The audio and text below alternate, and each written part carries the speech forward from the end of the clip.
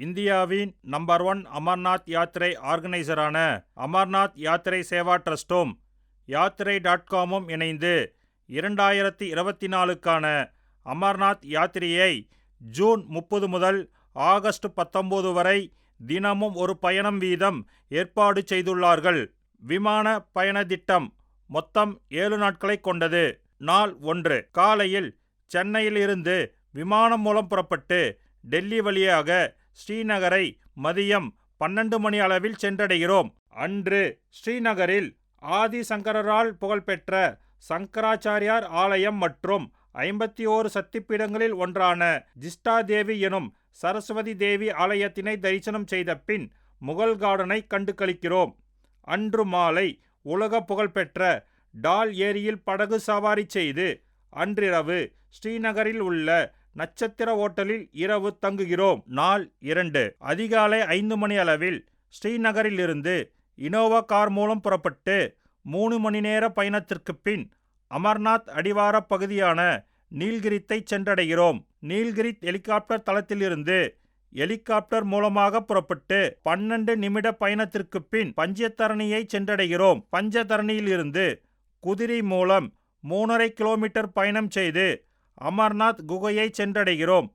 அமர்நாத் குகையில் பனிலிங்கத்திலான சிவபெருமானை தரிசனம் செய்கிறோம். மேலும் பார்வதியின் தொண்டை பகுதி விழுந்த இடமாகவும் 51 சக்தி பீடங்களில் முதன்மையானதாகவும் விளங்கும் பனிக்கட்டிகளில் அமையப்பெற்ற பார்வதி தேவியை தரிசனம் செய்கிறோம். பனிலிங்கத்தை தரிசனம் செய்த பின் சிவனால் வரம் பெற்ற இரு புறாக்களையும் தரிசனம் செய்கிறோம். அமர்நாத் ஷைன் போர்டு மூலம் வழங்கப்படும் வெள்ளி நாணயத்தை பிரசாதமாக பெற்ற பின் அங்கு குழாய் மூலமாக அமர்நாத் பனிலிங்கத்தில் இருந்து வரும் தீர்த்தத்தினை நமது வாட்டர் கேன்களில் புனித நீராக பெற்ற பின் மீண்டும் பஞ்சதரணி ஹெலிகாப்டர் தளத்திற்கு குதிரை மூலம் வந்தடைகிறோம். பஞ்சதரணியில் இருந்து ஹெலிகாப்டர் மூலம் நீல்கிரித்தை வந்தடைந்து அன்றிரவு சோனாமார்க்கில் உள்ள ஓட்டலில் இரவு தங்குகிறோம்.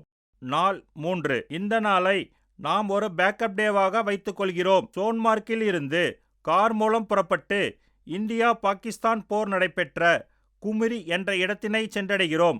பின்பு 0 பாயிண்ட் என்ற இடத்தில் உள்ள பனிக்கட்டிகளில் சறுக்கு விளையாடி பின்னர் சோன்மார்க்குக்கு திரும்பி சோன்மார்க்கில் உள்ள சிவன் ஆலயத்தில் வழிபாடு செய்கிறோம்.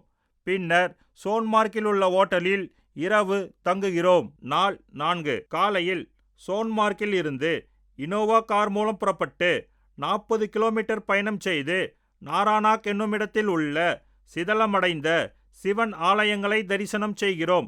மீண்டும் 30 கிலோமீட்டர் பயணம் செய்து 51 சக்திபீடங்களில் ஒன்றான கீர் பவானி ஆலயத்தினை வந்தடைந்து அங்கு தரிசனம் செய்கிறோம். பின்னர் கீர் பவானியில் இருந்து புறப்பட்டு ஸ்ரீநகர் விமான நிலையத்தை வந்தடைந்து ஸ்ரீநகரில் இருந்து ஜம்மு நகருக்கு விமானம் மூலம் பயணம் செய்து ஜம்மு நகரனை சென்றடைகிறோம். ஜம்முவில் இருந்து கார் மூலம் புறப்பட்டு ஜம்முவில் உள்ள புகழ்பெற்ற பீர்கோ குகை ஆலயத்தில் சிவபெருமானை தரிசனம் செய்கிறோம். பின்னர் இங்கிருந்து இனோவா கார் மூலம் புறப்பட்டு வைஷ்ணவி தேவியை தரிசிக்கும் முன் தரிசிக்க வேண்டிய பஞ்ச பாண்டவர்களால் கட்டப்பட்ட முக்கிய ஆலயமாக விளங்கும் கோல்கண்டோலி ஆலயத்தினை தரிசனம் செய்கிறோம். பின்னர் இங்கிருந்து புறப்பட்டு கட்ரா நகரினை வந்தடைந்து அங்குள்ள நட்சத்திர ஓட்டலில் இரவு தங்குகிறோம். நாள் 5 காலையில் கட்ரா நகரில் இருந்து ஹெலிகாப்டர் மூலமாக வைஷ்ணவி தேவி மலையின் மீது சென்று 51 சக்திபீடங்களில் ஒன்றாகிய வைஷ்ணவி தேவியை தரிசனம் செய்கிறோம். மீண்டும் ஹெலிகாப்டர் மூலமாக கட்ரா நகரினை வந்தடைந்து அன்றிரவு கட்ராவில் உள்ள நட்சத்திர ஓட்டலில் இரவு தங்குகிறோம். நாள் 6 காலையில் கட்ரா நகரில் இருந்து இனோவா கார் மூலம் புறப்பட்டு ரன்சு கிராமத்தை வந்தடைகிறோம். ரன்சு கிராமத்தில் இருந்து குதிரை அல்லது பல்லாக்கு மூலமாக 3.5 கிலோமீட்டர் பயணம் செய்து சிவகோரியை சென்றடைகிறோம். சிவகோரி குகையில் உள்ள பாறை இடுக்குகளில் தவழ்ந்து சென்று சுயம்பு சிவலிங்கத்தினை தரிசனம் செய்கிறோம். பின்னர் அருகில் உள்ள மற்ற தெய்வங்களை தரிசனம் செய்கிறோம். மீண்டும் குதிரை அல்லது பல்லாக்கு மூலமாக ரன்சு கிராமத்தினை வந்தடைந்து அங்கிருந்து கட்ரா வரும் வழியில் சிகர் பாபா வாட்டர் ஃபால்ஸை கண்டு களிக்கிறோம். பின்னர் இங்கிருந்து புறப்பட்டு கட்ரா வரும் வழியில் உள்ள நவதேவி மாதா ஆலயத்தினை குகைக்குள் சென்று தரிசனம் செய்கிறோம். பின்னர் அருகில் உள்ள பாபா அகர்ஜித்தோ ஆலயத்தினை தரிசனம் செய்கிறோம். பின்னர் இங்கிருந்து புறப்பட்டு கட்ரா நகரினை வந்தடைந்து நட்சத்திர ஓட்டலில் இரவு தங்குகிறோம். நாள் 7.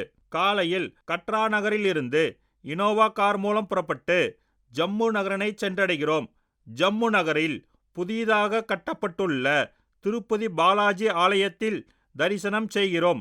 பின் தாவி நதிக்கரையில் அமைந்துள்ள 3000 ஆண்டுகள் பழமையான 51 சக்திபீடங்களில் ஒன்றான மகா காளி ஆலயத்தினை தரிசனம் செய்கிறோம்.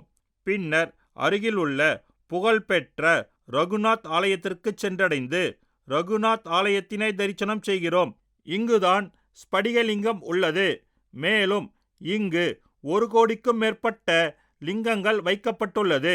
ஜம்மு நகரிலிருந்து கார் மூலம் புறப்பட்டு இந்தியா பாகிஸ்தான் நாடுகளுக்கிடையே உள்ள இன்டர்நேஷனல் பார்டர் பகுதியான சுச்சட்கர் கிராமத்தினை சென்றடைந்து இந்திய இராணுவத்தின் சிறப்பு அனுமதியை பெற்று இந்தியா பாகிஸ்தான் நாடுகளின் எல்லைப்பகுதியை மிக அருகில் இருந்து பார்வையிடுகிறோம். பின்னர் இங்குள்ள பெருமைமிகு பழைய ரகுநாத் ஆலயத்தினை தரிசனம் செய்கிறோம். பின்னர் சுச்சட்கர் கிராமத்தில் இருந்து புறப்பட்டு ஜம்மு விமான நிலையத்தினை வந்தடைகிறோம்.